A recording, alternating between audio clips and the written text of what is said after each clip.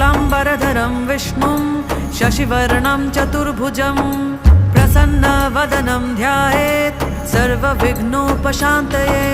व्यासं वसिष्ठनप्तारं शक्तिः पौत्रमकल्मषं पराशरात्मजं वन्दे शुकतातं तपोनिधिं। व्यासाय विष्णुरूपाय व्यासरूपाय विष्णवे नमो वै ब्रह्मनिधये वासिष्ठाय नमो नमः। अविकाराय शुद्धाय नित्याय परमात्मने सदैकरूपरूपाय विष्णवे सर्वजिष्णवे। यस्य स्मरणमात्रेण जन्मसंसारबन्धनात् विमुच्यते नमस्तस्मै विष्णवे प्रभविष्णवे। ॐ नमो विष्णवे प्रभविष्णवे। श्रीवैशम्पायन उवाच श्रुत्वा धर्म